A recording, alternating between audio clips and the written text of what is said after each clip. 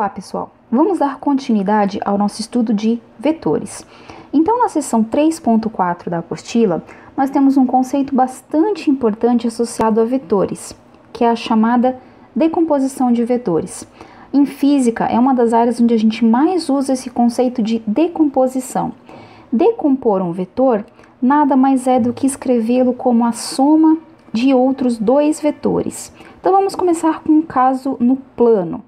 Vamos supor que eu tenho dois vetores no plano que são não colineares e não nulos. Então, lembrando que não colineares significa que eles têm direções diferentes.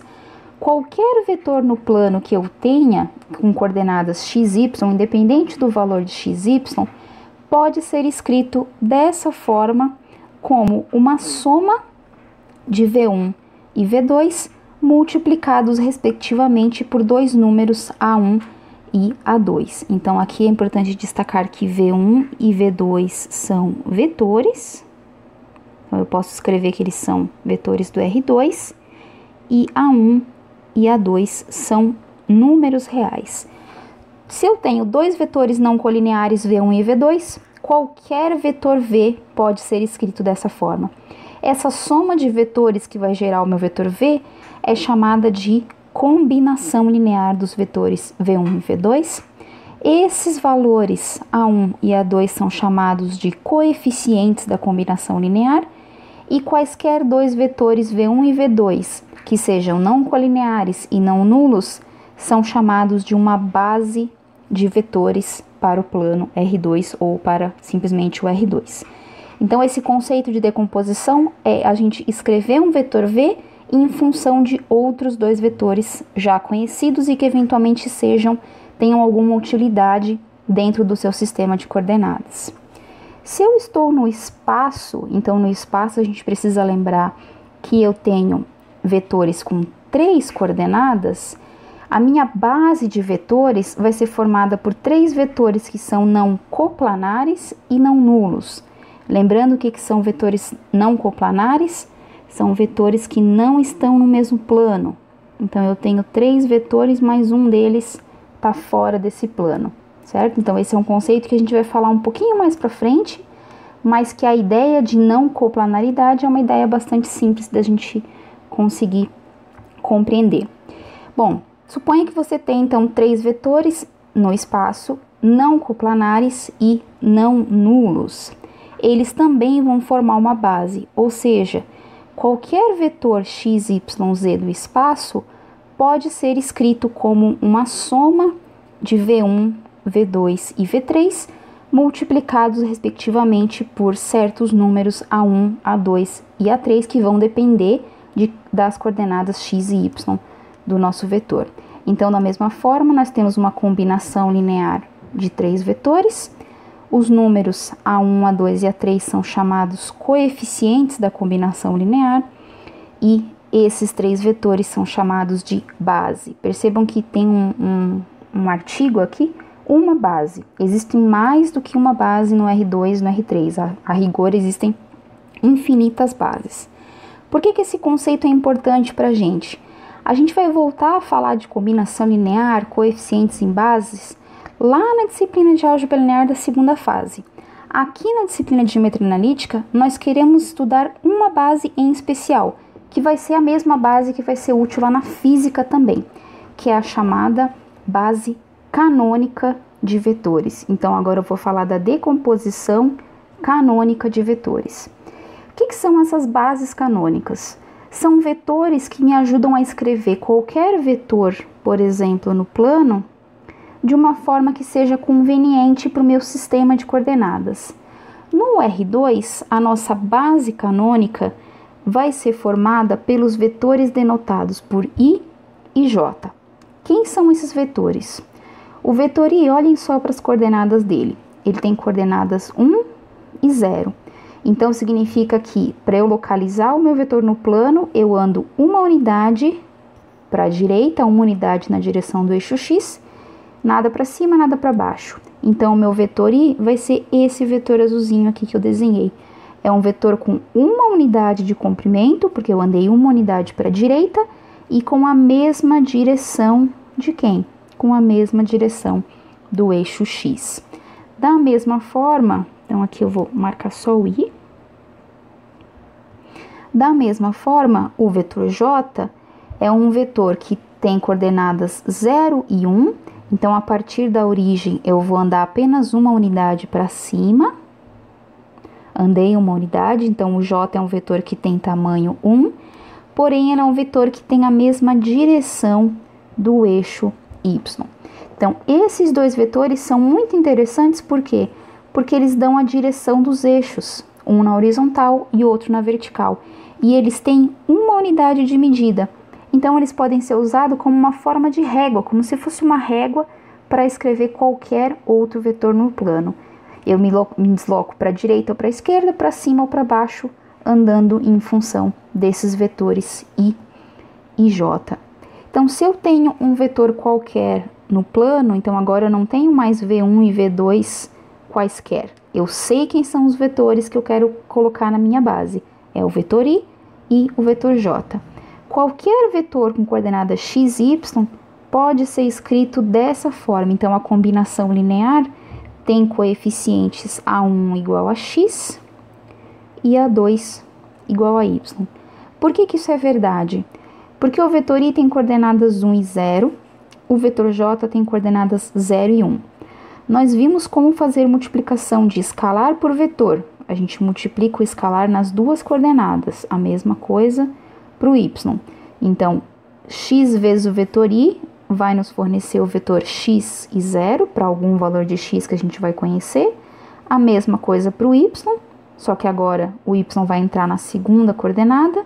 E como é que a gente soma vetores? Primeira com primeira, segunda com segunda, e eu chego então exatamente nas coordenadas do meu vetor v, certo? Então, essa é a decomposição chamada de decomposição canônica do vetor, ou seja, o vetor v é escrito como x vezes o vetor i mais y vezes o vetor j.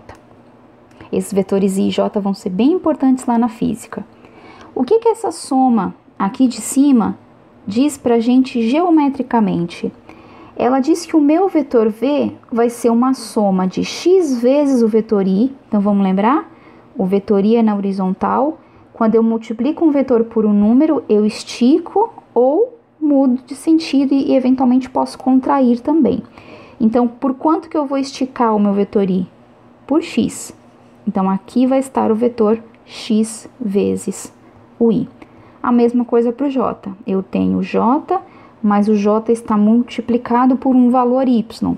Então, eu vou esticar o meu vetor. Se o y for negativo, eu posso colocar para baixo, aqui ele vai mudar o sentido, né? A gente viu isso quando falou de operações de soma e operação por escalar para vetores. E aí eu tenho esse vetor azul na horizontal e o vetor verde na vertical. Como é que a gente faz soma de vetores? A gente discutiu isso. Eu ando todo o vetor azul e depois eu ando a mesma coisa que eu tenho no vetor verde, só que a partir da onde? A partir daqui. Então, quem vai ser a minha soma de vetores? A soma final do meu vetor vai ser da onde a minha formiguinha saiu, ela andou x vezes o vetor i mais y vezes o vetor j, e onde que ela terminou o percurso dela? Nesse ponto. Esse vai ser o vetor soma, que é o meu vetor v. Então, o meu vetor v, ele vai ser x vezes o vetor i mais y vezes o vetor j. Certo? Então, olha só que todos os conceitos que a gente viu anteriormente entram nesse modelo. A gente tem multiplicação de vetor por um escalar e soma de vetores, duas operações bem importantes quando a gente fala de vetores. De forma análoga, no espaço, eu também tenho vetores que têm essa propriedade boa da base canônica do plano. Quem vão ser esses vetores? O vetor i e j, nada mais do que o vetor no sentido do eixo x com uma unidade e o vetor no sentido do eixo y com uma unidade. Como eles estão no espaço, a gente ganha uma terceira coordenada, só que igual a 0. E eu ganho um terceiro vetor, que é o vetor k, que é o vetor que possui uma unidade e ele tem a direção e sentido do eixo z. Esses três vetores vão formar a base canônica do R3, a base canônica do espaço. Então, qual é a propriedade que eles trazem para a gente? Eles trazem que qualquer vetor no espaço com coordenadas x, y e z pode ser escrito como essa combinação linear, ou seja, a coordenada x vai multiplicar o vetor i, a coordenada y vai multiplicar o vetor j e a coordenada z vai multiplicar o meu vetor k. Então, a propriedade é a mesma, a gente vai usar multiplicação por escalar, soma de vetores, para mostrar que essa combinação linear fornece exatamente as coordenadas do nosso vetor x, y, z. Geometricamente, como é que isso funciona? Da mesma interpretação, vamos lembrar como é que a gente faz multiplicação de vetor por escalar? Geometricamente, o nosso vetor i vai ser esticado na quantidade x. O sentido e a direção não muda, pode mudar o sentido se o x for positivo, mas vamos imaginar aqui que o meu x é positivo, então eu vou estar esticando o meu vetor. A mesma coisa para o meu vetor j, ele tem o sentido e a direção do eixo y. Quando eu multiplico ele por um número, ele vai ser esticado ou contraído, mas a direção vai se manter. E a mesma coisa para o meu vetor k. Tá aqui o kzinho com uma unidade, ele vai ser esticado na direção do eixo z. E aí vamos lembrar, como é que a gente faz soma de vetores? Vamos imaginar que a gente tem a nossa formiguinha. Então, a minha formiguinha estava aqui na origem. Ela anda essa quantidade do vetor x. A partir da onde ela parou, agora eu preciso olhar para o vetor y. Então, eu vou andar exatamente y vezes o vetor j, então agora minha formiguinha está nesse canto, na extremidade do meu vetor verde, e estando nesse ponto, agora eu vou usar a parte relativa ao vetor k e vou subir então por essa aresta do meu cubo.